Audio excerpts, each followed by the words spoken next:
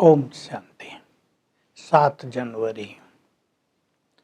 आज बाबा हम सभी को अनेक स्मृतियां दिला रहे हैं और जनवरी मास स्मृति स्वरूप होने का ही है।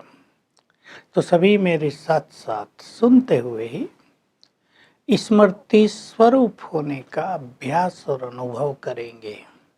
तो बाबा याद दिला रहे, बच्चे जब सतयुग था तुम प्रकाश में थे, उतरते उतरते अब तुम घोर अंधकार में आ गए हो। अज्ञान का अंधकार, माया का अंधकार। तो बाबा कह रहे मैं तुम्हें कहानी सुना रहा हूँ तुम्हारे सभी जन्मों की। बच्चे पूछते हैं बाबा हमने कितने जन्म लिए? तो बाबा बता रहे हैं बच्चे तुमने अधिक से अधिक 84 जन्म लिए। तुम देवी देवता थे, तुम बहुत पवित्र थे, बहुत सुखी थे, ever healthy, ever wealthy, ever happy थे। तुम्हारे जैसा धनवान कोई होता ही नहीं। ये भारत बहुत महान देश था। देखो स्मृति दिला रहे, पहुंच जाए सभी वहां स्वर्ग में। यहाँ हीरे जवाहरात तो पत्थरों की तरह होते थे। कितनी बड़ी बात कही, ये भगवान बोल रहे हैं। तुमने इसलिए भक्ति में भी बहुत बड़े बड़े सोने हीरो के मंदिर बनवाए। एक कोई सोमनाथ का ही मंदिर नहीं था, राजाओं के सब के महलों में मंदिर होते थे, सब लूट कर ले गए। भारत की महिमा कर रहे बाबा। भारत बहुत साहूकार था, भारतवासी भूल गए सब कुछ। तो बाबा कह रहे हे मेरे भारतवासी बच्चों, तुम सतो प्रधान थे। भारत में लक्ष्मी नारायण का राज था। इनको भगवान भगवती भी कहते हैं, पर भगवान किसी देहधारी को नहीं कहा जाता, इसलिए बाबा ये नाम नहीं लेते हैं। तुम ऐसे राजा महाराजा थे, भारत पर राज करते थे। याद दिला रहे हैं तब केवल एक आदि सनातन देवी देवता धर्म ही था, जिसको तुम हिंदू कहने लगे हो, अपने को हिंदू कहलाने लगे हो। तब और कोई धर्म नहीं था। फिर कह रहे हैं कि बाप को हेवनली गॉड फादर, स्वर्ग को पैराडाइज, बहिष्ठ, वैकुंठ, हेवन, ये नाम दिए जाते हैं। और मुझे कहते हैं हेवनली गॉड फादर। तो जरूर हेवन की रचना मैं करता हूँ।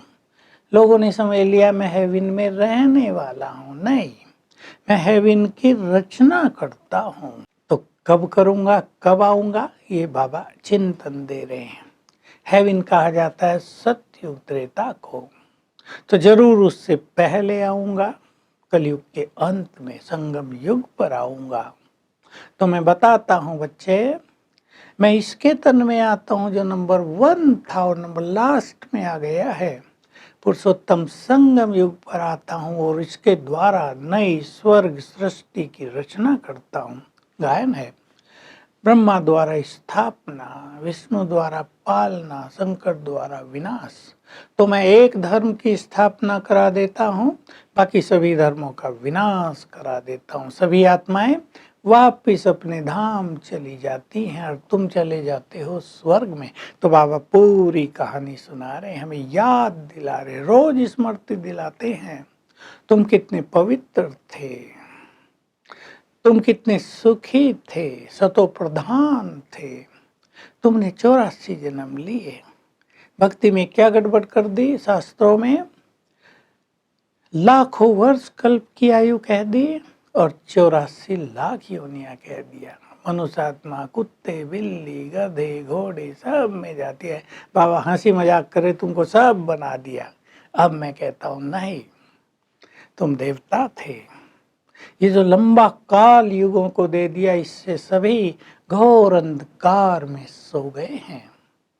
न 84 लाख योनियों की बात है और न युगों की आयु लाखों लाखों वर्ष की बात है। सारी ही आयु 5000 साल है। ये सब जो शास्त्र आदि हैं ये भक्ति मार्ग के हैं। आज बाबा ने कई बार एक चीज रिपीट की, सद्गति दाता केवल एक मैं हूं। भक्ति से, गुरुओं से, किसी से सद्गति नहीं होती है। तो मुझे बुलाते थे ना, पतित पावन आओ हमें पावन बनाओ, तो क्या तुम पावन बनोगे गंगा में नहाने से? बिल्कुल नहीं। आत्मा को ये सब लगता है पाप और पुण्य, इसलिए पुण्य आत्मा, पापात्मा, महान आत्मा, धर्मात्मा ये शब्द बोले जाते हैं। तो पाप शरीर को थोड़ा, ये जो गंगा में धोने से धुल जाएंगे, ये तो आत्मा में है। इसके लिए ही मैं तुम्हें राजयोग सिखाता हूँ और बार बार कहता हूँ, आत्माभिमानी बनो, सोल कॉन्शियस बनो, तो तुम्हारे में दैवी गुण आ जाएंगे, तुम्हारे अंदर प्योरिटी आ जाएगी। तुम लंबे काल से देह अभिमान में आ गए, यानी बॉडी कॉन्शियसनेस में आ गए हो। अब मैं तुम्हें बार बार शिक्षा देता हूँ। अब ये राजयोग कोई देहधारी मनुष्य या देवता, श्री कृष्ण नहीं सिखा सकते, क्योंकि इसमें तुम्हें सोल कॉन्शियस होना है और मुझ निराकार बाप से योग लगाना है। तुम भक्ति करते आए, नीचे उतरते आए, भक्ति से सद्गति नहीं हुई। वेद शास्त्र पढ़ते आए, कहाँ तुम्हारी सद्गति हुई? सद्गति हो गई होती तो मुझे क्यों बुलाते? मैं आता हूँ, इसलिए तुम शिव जयंती भी मनाते हो मेरी याद में। तो बाबा स्मृति दिला रहे हैं, बच्चे तुम्हें स्मृति आई कि तुम सूक्ष्म आत्मा हो, तुम्हें 84 जन्मों का पाठ भरा है और मैं निराकार शिव तुम्हारा परम पिता हूँ। मैं ही तुम्हारा बाप, टीचर, सदगुरु हूँ। टीचर हूँ तो संपूर्ण ज्ञान दूंगा ना तुम्हें, सृष्टि के आदि मध्य अंत का ज्ञान देता हूँ। तो जब सृष्टि के आदि मध्य अंत का ज्ञान देता हूँ तो आऊंगा कब? जरूर कलयुग के अंत में ही आना पड़ेगा, जब सृष्टि चक्र पूरा हो जाता है। वरदान है, तुम विश्व परिवर्तन की जिम्मेदारी उठाने वाले हो, इसलिए डबल लाइट रहोगे तो सफलता को प्राप्त करोगे। बहुत सुंदर सिद्धांत है डबल लाइट रहना। जिसकी बड़ी जिम्मेदारी होती है उसे सब फॉलो करते ही हैं। तो याद दिला रहे हैं कि तुम क्योंकि जिम्मेदार हो, बड़े हो, इसलिए तुम्हारे हर कर्म को, हर बोल को संसार फॉलो करेगा। लेकिन तुम्हें बहुत लाइट रहना है, हल्के रहना है। जिम्मेदारी का ताज होते हुए भी करण करावन हार शिव बाबा सब कुछ करा रहा है, ये याद रखते हुए बहुत हल्के रहना है, तो हर कदम पे सफलता होगी। स्लोगन है, दिल और दिमाग का बैलेंस रखो। कुछ लोग दिमाग ही ज्यादा लगाते हैं, दिल से काम नहीं करते। दोनों का बैलेंस होगा तो सफलता सहज प्राप्त होगी। तो आज सारा दिन हम इस चक्र को घुमाएंगे, स्वदर्शन चक्र को। कैसे परम धाम से आए थे, स्वर्ग में हम क्या थे, ये भारत कितना महान था, कितना साहूकार था, और कैसे हम नीचे उतरते आए, और जब एंड आया तो भगवान हमें लेने के लिए आ गए, हमें पुनः सतो प्रधान, पावन, भरपूर बनाने के लिए आ गए हैं। ये सब आज कम से कम 5 बार जरूर याद करेंगे। Om Shanti. To watch Peace of Mind channel videos on YouTube, subscribe us on youtube.com/tvpeaceofmind. Just a click for a peaceful life.